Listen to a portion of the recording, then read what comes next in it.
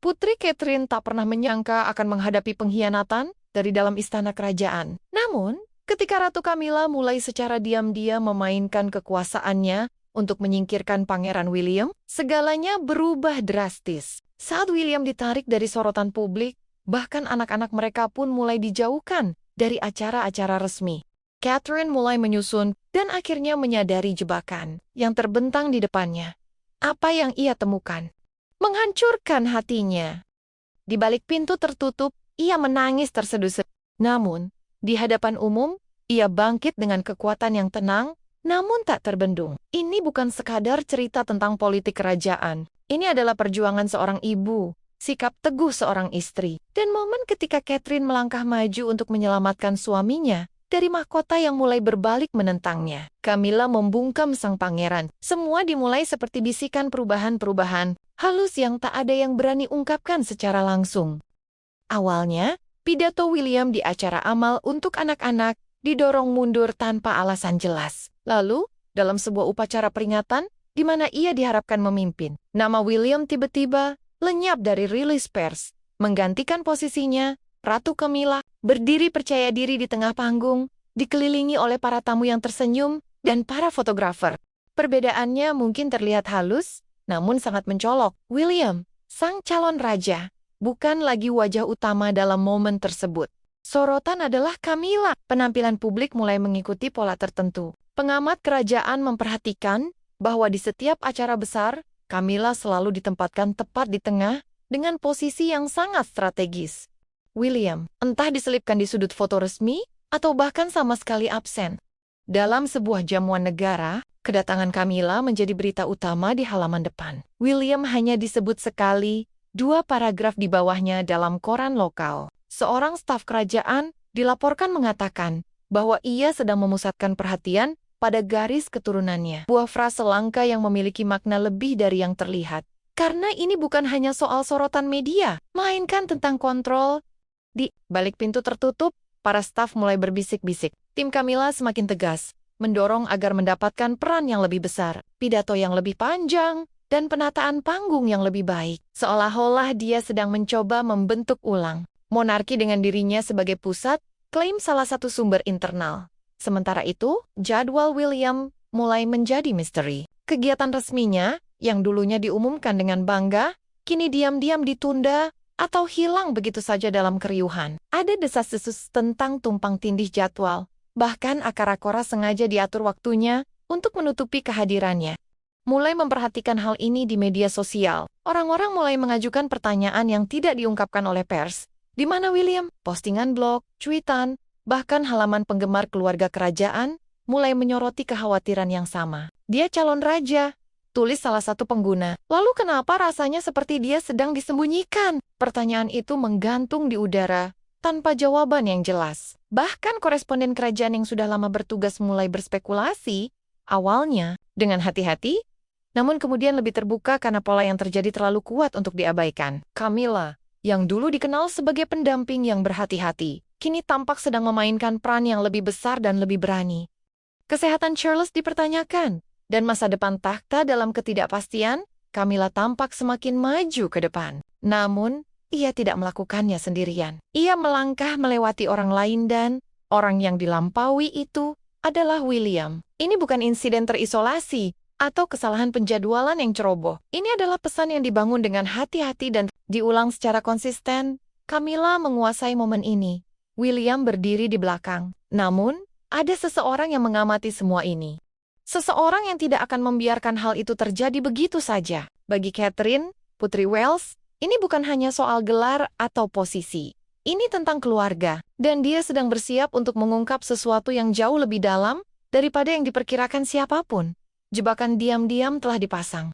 Sekadar nasib buruk atau kesalahan penjadwalan, ini disengaja. Kebocoran informasi membuktikannya. Di dalam istana, sejumlah email privat diam-diam sampai ke tangan pers. Isinya mencengangkan. Beberapa staf telah diperintahkan untuk memprioritaskan kampanye peningkatan visibilitas Camilla. Pesannya jelas, citra publik Camilla telah menjadi prioritas utama. Dan siapapun, bahkan Pangeran William, harus minggir. Ini bukan lagi spekulasi. Ini adalah rencana yang nyata. Tiba-tiba, penampilan William tidak hanya kurang dipromosikan, benar-benar tertutupi bayang-bayang. Acara Camilla sengaja dijadwalkan bertepatan dengan acara milik William. Media secara alami lebih tertarik pada acara Camilla. Pada satu minggu, William mengunjungi pusat kesehatan mental remaja. Kunjungan itu penuh makna, personal, dan sangat kuat. Namun, sorotan tetap tidak mengarah padanya. Namun, pada hari yang sama, Camilla melakukan kunjungan mendadak ke sebuah yayasan amal populer di London. Dengan liputan media penuh yang sudah disiapkan sebelumnya, tebak berita mana yang akhirnya menghiasi halaman depan. Para analis kerajaan mulai berbicara hati-hati, namun jujur. Salah satu komentator senior menulis, Camilla tampaknya sedang menempatkan dirinya kembali di pusat mesin publik monarki. Yang lain menyebutnya sebagai pengalihan dayam-dayam gravitasi kerajaan. Di dalam istana, para staf mulai saling bertukar pandang daripada kata-kata. Perasaan itu mulai menyebar. Ada sesuatu yang tidak beres. Yang biasanya kompak dalam nada dan pesan, kini tampak terpecah. Beberapa mendukung pengaruh ratu pendamping yang semakin besar, sementara yang lain, terutama mereka yang dekat dengan William, khawatir bahwa keseimbangan keluarga sedang bergeser dalam diam yang berbahaya. Inilah bukan bagaimana seharusnya, bisik salah satu sumber. Seharusnya mendukung penguasa, bukan menyaingi calon raja. Namun, William tetap tidak merespons. Dia terus bekerja, hadir di acara-acara, dan tersenyum. Dia tidak akan memulai perang. Tapi Catherine, dia melihat apa yang sedang terjadi. Dan dia mencatat setiap detailnya. Apa yang terjadi selanjutnya tidak dipublikasikan. Itu tidak berisik, tapi itu adalah awal dari perubahan arus. Kate menyadari pergeseran tersebut. Catherine pelajari sistem kerajaan. Dia tahu bagaimana jadwal kerajaan bekerja kapan, mengapa, dan siapa yang membuat keputusan akhir. Jadi, ketika undangan-undangan mulai tidak sesuai dengan berita utama, dia langsung menyadarinya. Suatu malam, saat sendirian di kantornya, dia membentangkan kalender acara-acara resmi. Pola itu menyergapnya seperti air dingin. Penampilan William sedang dibatasi secara sistematis. Beberapa acara sengaja dijadwalkan bersamaan sehingga tabrakan. Yang lainnya lenyap begitu saja tanpa penjelasan. Namun, satu hal menjadi sangat jelas. Jadwal Camilla selalu aman, selalu dipromosikan, dan selalu mendapat liputan penuh. Para pendukung mulai menulis surat. Pengamat kerajaan yang telah lama mengikuti perkembangan keluarga kerajaan mengirimkan catatan yang menyuarakan keprihatinan mereka. Kami belum melihat Pangeran William berbicara dalam beberapa minggu, tulis seorang wanita. Yang lain menambahkan, apakah dia baik-baik saja? Dia tampak tersingkir. Catherine membaca setiap surat. Mereka bukan sekadar penggemar. Mereka adalah pengamat. Mereka melihat apa yang dia lihat.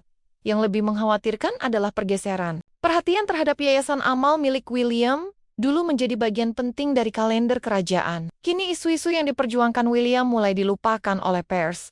Sedikitnya liputan berarti lebih sedikit donasi, lebih sedikit pemberitaan, dan dampak yang semakin mengecil. Catherine menyadari bahwa ini bukan hanya tentang citra, ini tentang warisan. Platform-platform ini adalah hasil kerja keras William selama bertahun-tahun. Dan kini, mereka sedang didorong ke dalam bayang-bayang. Dia tetap diam. Tidak ada konfrontasi. Tidak ada komentar publik. Namun, di dalam hati, tekadnya semakin kuat. Ini bukan lagi kebetulan. Ini sengaja dirancang, bisiknya kepada seorang staf kepercayaan. Dan pada saat itulah, sesuatu berubah dalam dirinya. Dia tidak akan melawan secara frontal, tapi dia akan mempertahankan keluarganya. Karena ini sudah bukan hanya tentang William lagi, ini tentang anak-anak mereka. Dan semuanya dimulai dengan Charlotte. Pembatalan Charlotte. Acara itu seharusnya menjadi momen simbolis yang manis. Sebuah acara kerajaan di mana Pangeran George dan Putri Charlotte akan bergabung dengan ibu mereka di atas panggung untuk membacakan surat-surat yang ditulis oleh anak-anak dari seluruh Inggris. Catherine telah menghabiskan berhari-hari mempersiapkan mereka. Namun, tiba-tiba, nama Charlotte dihapus dari daftar peserta tanpa alasan yang jelas. Charlotte telah berlatih setiap baris dengan penuh semangat, sama seperti George, karena dia sangat ingin berpartisipasi. Namun, beberapa jam sebelum acara, rencana tiba-tiba berubah. Nama Charlotte dihapus secara mendadak dari daftar program. Alasan resminya, terlalu muda untuk berbicara di depan umum. Itu tidak masuk akal. George hanya 2 tahun lebih tua, dan keduanya sudah sering tampil di depan publik sebelumnya. Catherine terkejut. Ini bukan tentang protokol, Ini sesuatu yang lain. Di balik layar, desas-desus mulai menyebar. Seorang sumber internal mengungkapkan bahwa ada kekhawatiran Charlotte bisa saja mencuri perhatian dibandingkan cucu-cucu Camilla. Sumber lain menyebut bahwa Camilla tidak ingin secara terlihat dibandingkan dengan anggota kerajaan yang lebih muda selama acara bergengsi tersebut. Meskipun tidak dikonfirmasi, itu tidak perlu. Seorang staf berbagi bahwa Catherine telah bekerja begitu keras untuk menjadikan ini momen membanggakan bagi Charlotte. Sementara itu, penonton yang tidak mengetahui drama di balik layar menjadi bingung ketika hanya George yang maju ke depan. Bagi Catherine, ini adalah pukulan besar bukan hanya untuk Charlotte, tetapi juga untuk keluarganya. Tekadnya semakin bulat, ia tidak akan tinggal diam lagi. Media sosial langsung menyala hampir seketika. Di mana Charlotte? Dia ada di program awal. Apa yang terjadi? Orang-orang memperhatikan. Orang-orang peduli. Dan sekali lagi, Catherine berdiri di tepi badai yang semakin berkembang. Namun, kali ini, dia memilih untuk bertindak. Catherine campur tangan dengan tenang. Dia tidak menggelar konferensi pers. Dia tidak berbicara kepada publik. Dia hanya berjalan sendiri ke belakang panggung dan meminta untuk berbicara secara pribadi dengan panitia acara. Dengan ketenangan dan keanggunan yang tak tergoyahkan, Catherine mengingatkan mereka tentang sesuatu yang sangat kuat. Semua cucu kerajaan pantas mendapatkan visibilitas yang adil. Dia tidak menuntut. Dia tidak menuduh. Dia hanya membuat satu hal menjadi jelas. Charlotte penting. Ruangan itu dilaporkan menjadi sunyi. Seorang staf mengatakan bahwa kata-kata Nia tidak keras, namun menyentuh inti masalah. Dia mengangkat soal persiapan antusiasme Charlotte dan presiden sebelumnya. George dan Charlotte pernah tampil bersama sebelumnya. Mengapa ada perubahan mendadak sekarang? Pesannya tidak bisa disalahartikan. Ini bukan tentang usia, ini tentang kontrol citra. Catherine berbicara bukan sebagai calon ratu tetapi sebagai seorang ibu. Dalam momen itu, otoritas moralnya berbicara lebih keras daripada kata-kata apapun. Nada suaranya tidak politis. Itu sangat pribadi. Dia bangga, kata seorang teman dekat. Tapi dia juga adil. Itulah sumber kekuatannya. Nama Charlotte dipulihkan. Dia akan tampil bukan karena seseorang berteriak, tetapi karena seseorang datang dengan tenang dan percaya diri, mengingatkan mereka dengan siapa mereka berurusan. Publik tidak pernah melihat pertemuan itu, tetapi mereka melihat apa yang terjadi setelahnya. Charlotte berdiri di samping George, tersenyum, membaca bagiannya dengan sempurna. Momen itu milik anak-anak. Namun, di balik momen tenang itu, berdiri seorang ibu yang menolak membiarkan mereka dilenyapkan. Berikutnya adalah kejadian yang tak seorang pun menduganya. Dan itu datang dari George. Tepat sebelum acara dimulai, sebuah momen terungkap di balik tirai yang kelak menjadi legenda di kalangan istana. Charlotte sudah berpakaian rapi dan siap, berdiri dengan kartu kunaya di tangan.